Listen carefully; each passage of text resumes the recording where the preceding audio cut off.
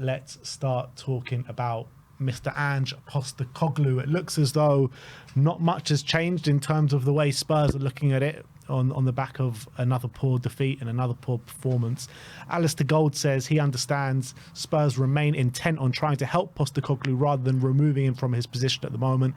They need to move far more quickly than that to help through, because all the injury situation is not clearing. David Heitner says that Tottenham's intentions continue to give Ange Postecoglou the opportunity to revive Tottenham's fortunes, with the under pressure manager set to remain in charge for this week's matches against Hoffenheim and Leicester in the Premier League, although the situation is precarious. And Matt Law says that Ange Postecoglou retains the support of Tottenham chairman Daniel Levy and the club's board, but the head coach is facing an important week as he fights to turn around the team's form and hold on to his job. There is currently no suggestion that Postecoglou's job is on the line, and Tottenham are not assessing his future on a game-by-game basis. But regardless of whether or not it would place him under immediate pressure, the Leicester home game on Sunday is a must-win for Postecoglou and his team. Tottenham are still working to try and boost the squad with new signings this month.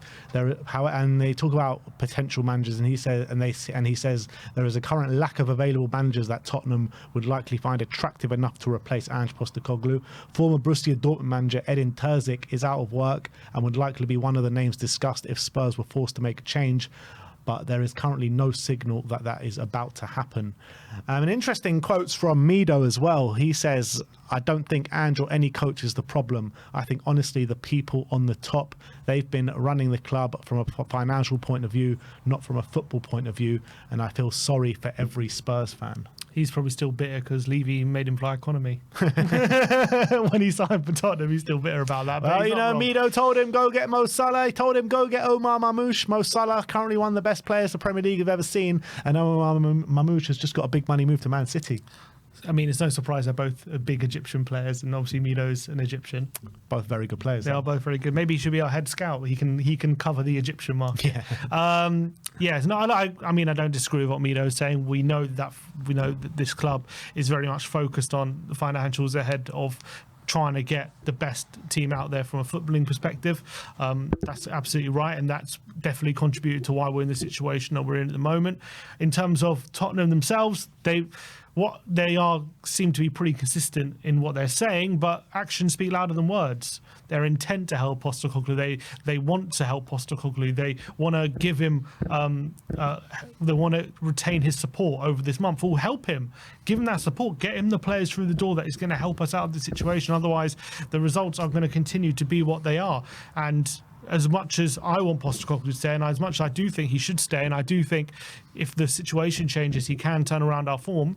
At the moment, the situation just isn't changing, and it's getting worse, and it's getting worse by the week, and we're losing more players. We've just lost another 3 players this week. 2 of them, for likely to be out for at least a month in Johnson and Solanke. Even Werner's going to be missing for 3-4 weeks. But I don't know how bad Basuma is. Hopefully it's not too bad, but he picked up an injury as well. So we just got Davis back. We're going to get Bentancur back this week, hopefully. But now we're losing these players. So the situation is in rock bottom at the moment. We're losing games week in, week out. We're cobbling together back line to try and muster up some sort of defensive stability, and it just isn't working whatsoever. We're just way too easy to play against and open up right now. This team is running on empty. It's running out of quality. It's running out of ideas. We're absolutely on our knees at the moment for players through the door and for players back from injury. And until that happens, they keep saying they're understanding of the situation, but they're not doing anything about it. Yeah. And I don't know, I guess those reports don't suggest that his job is on the line this week, but it is a massive week because Europa League, we need to be in that top 8 just to take some pressure off us later down the line when we can take some breaks in terms of when we got games coming thick and fast. It's so important we're in that top 8 just to give us a bit of breathing space. And obviously Leicester, if we can just win that game, relieve a bit of the pressure in the Premier League, that can, in the short term anyway, that's also massive. But maybe we'll pick up more injuries on Thursday. Who knows? Because we're going to be playing probably Ben Davis, who's just come back from injury, and we didn't want to play him for 90 minutes on Sunday, and we had to. We can't play Spence or Reguilon as well. We can't play Solanke now, he's injured. So we're just going to have. It's going to be a very, very tough occasion on Thursday and on Sunday, and it's just, I don't know. It's going to be interesting if we do lose those two games. If any messaging does change, but in theory, logically, it shouldn't, because if they're understanding of the situation now, they should still be understanding of the situation even if we do lose those two games. But at what point do they stop being understanding of the situation? I don't know. I don't know. They've been very consistent, which I do think is interesting, because compared to previous regimes, they haven't been this patient. But at what point do they say we're not understanding of the situation anymore? Yeah, I mean, it is a good question. They do say, David Heitner, Matt Law does say that obviously Sunday is a must-win game, and obviously it is. I think in terms of our season, yeah. Yeah, but I do feel like the more and more we lose games, the more and more the board are going to panic, and the more they'll just make a decision which is out of line of what they've been saying over the past couple of weeks. And there's only so much that you can keep losing and losing and losing without making some sort of change. And we need players through the door first and foremost. Before we do anything, just get players through the door, in my opinion. Like, it's just we're in dire straits. We really are in dire straits at the moment. And no matter who the manager is, they're not going to be able to deal with this situation. Whoever and whatever has caused this situation, right now, it's an impossible situation. And I do think Ange Postecoglou has a mad say and a big say on why we're in this situation, along with many other aspects, for sure. But yeah, we just need players through the door, and if they're true to their word and they say they really want to, they're understanding and they really want to help the situation, then get players in, for goddamn sake. And it should have been done 2 weeks ago. It really should have. And I said last week before the Everton game, I feel like it's 7 games he's got to save his job. But and that takes us to the end of the Aston Villa game in the Cup. And if he's out the Cup against Liverpool, if he's out the Cup against Aston Villa, then we've literally got just Europa League to fight for. And do we want to throw another tournament down the drain without making a change? Can another manager come in and save a situation? Obviously, when we move into the next phase of the Europa League, will be either February or March, and you'd hope the squad would look in a better shape than that, with hopefully new signings as well. So it's interesting to see which way they're going to go in. Which way do I think it's going to go in? I literally have not got a Scooby at the moment. It's anyone's guess. Like, if you judge on how Daniel Levy and the board have worked in the past, it's a surprise that he's still in the job right now. It is. And I feel like his job is hanging by a thread at the moment. And I think if we lose these next 2 games, I do think he might be gone. That's fair, but all I can do is judge by what the club is saying, and they've been very consistent.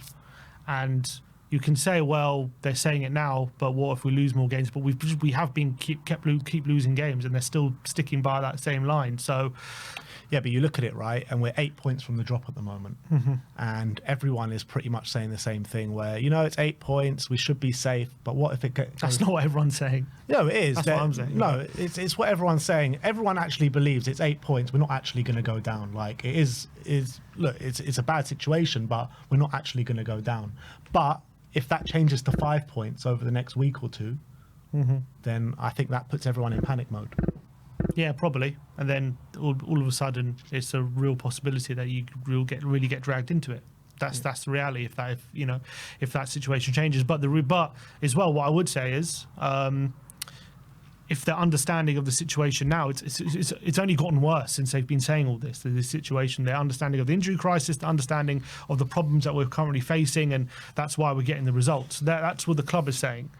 And my point is, if we were to lose this next 2 games, the situation has only gotten worse since they've said this. So theoretically, why wouldn't they be understanding still over the next 2 games if they're understanding right now?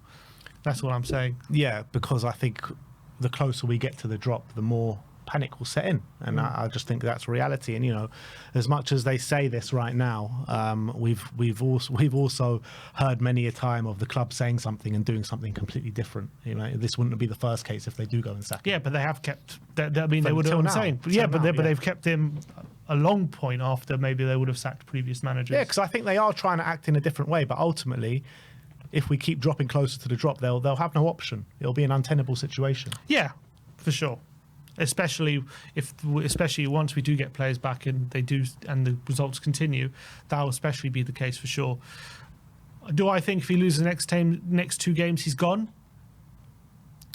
Do I think he's gone if we lose the next 2 games? I mean, a lot of people would have said if he were lost on Sunday, he's gone and he's still here. So if he loses the next 2... You're talking about 2 teams in a relegation zone in Germany and in England. I don't know. Maybe. He might be gone, yeah. He might be. I think there's a good chance he's gone. But, yeah, he needs results, big time. But how does he do that when the situation's only getting worse and worse? And if the reason for the form is the injuries and the injuries only getting worse, then how can we expect him to turn around the form? I don't know. Yeah. Well, this is the life of Tottenham Hotspur right now. Very, very frustrating. In terms of in terms of Dane Scarlett, he has officially returned on loan. He's been recalled from Oxford. George Sessions says that Tottenham have recalled Dane Scarlett from Oxford, but the plan is to send him elsewhere on loan. The striker has been an unused substitute in 3 of the last 6 championship matches. I mean, he did go through a phase of starting pretty much every game and scoring goals and making an impact, but it looks as though he's back out of favour. Which is a shame, because it looked for a moment like, okay, he's scoring goals fairly regularly in the championship. He's really got a grip at that level, and now, for one reason or another, he's out of favour. So it's the right thing to do. If it's not working, you get him another loan, hopefully to another championship team. He's proven he can score goals at that level, so he just needs to get on that pitch more consistently, and maybe he can have a better loan spell somewhere else. But if he's not playing and it's not helping his development, just move him on. Yeah, but we've got actually so many players out on loan at the moment that's smashing it. Look at George Abbott at Notts County, scoring banger after banger. You look at Jamie Donnelly, who's doing incredibly well at the moment. Jamie Donnelly. You look at Manuel Solomon at Leeds in the Championship. He's doing so well. I do have a feeling that some of these players, with the situation that we're in, probably would come here and get game time. Oh, for sure. We got 11 players on the weekend or whatever it was, so they would definitely be getting game time at the moment. But obviously, you can't plan for the amount of injuries that we've had. Could Manuel Solomon be doing much worse than bloody Timo Werner this season? No, but again, he's been out for how long? He needed that consistent game time. Yeah, but now he's got it. I mean, if there's an option to recall him, I'd recall him. I mean, I'd rather sign someone than recall him. But yeah, if we're not going to sign anyone, then recall him, sure. But I think I'd rather sign someone. I'm still questioning whether he's good enough. I don't know. But he's in the better current than situation. Timo, I'll tell you that. In the current situation, I think. But we're talking before saying we need 4 or 5 players. So why can't we recall some of these players plus sign players as well? I don't know. I don't know what the situation. That's what we should be doing. If we can, we should. If we can, yeah, we should be. I don't know if we can. These clubs have, a lot of them like Leeds, probably paid money. Like, I don't know if there's a break clause or anything. Who knows? It might be. I don't know. Who depends who it's for, what the break clause is for, and all that kind of stuff. But maybe we should for some of these players. Yeah, we most definitely should. I think at the top of my list out of all the loan players would probably be Manuel Solomon and Jamie Donnelly, those 2 players. But no, I think there is a recall in Jamie's contract, that's for sure. But I'm not sure about Manuel. So look, we're just dying. The squad is completely dying out. We just need numbers right now, and these guys will provide it. And as well, they've got a bit of quality about them. Another 2 players that we're going to talk about first up is Thomas Christensen. The Mail are reporting that Spurs have an interest in Udinese defender Christensen, and Juventus have also held talks over a possible move. I mean, he is a player that we've been speaking about over the past couple of weeks, a bit of interest from Spurs, but nothing seemed to have developed as of yet. Yeah. I looked into him again. It's a defender who seems to have good recovery pace. He's strong, but again, there's still some question marks about him on the ball and stuff like that. So he's a young defender again. He's not comes in and is an experienced head in their back line. He's still a young up and coming defender. Which whatever, if he fits the system, I don't mind. But at the moment, we do have a lot of young defenders there, and we could do with some experience in that back line just to cobble it together. So does he come in and give us numbers and improve us? Yes. Does he come in and make that back line a lot more solid? I mean, we'll have to wait and see in the long term, but we need a defender in. And if we feel like if it's a system, then let's do it. But we need to stop dithering and start acting. And if it means paying a bit extra money, we have to do that. And last but not least, the Bleacher Report are claiming that Tottenham are interested in signing Ansu Fati after a deal to sign Randall Kolo Muani fell through earlier this month. I mean, Ansu Fati, I mean, he didn't exactly set the world alight at Brighton last season after they beat us to his signature.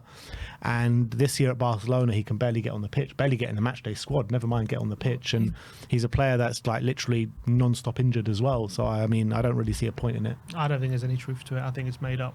Like, there's no. I think we probably were genuinely in for him last season, but seeing how he constantly got injured for Brighton and how he's still getting injured now, and even when he did play for Brighton, he blew very hot and cold, more cold than hot, especially. Very rarely putting in good displays.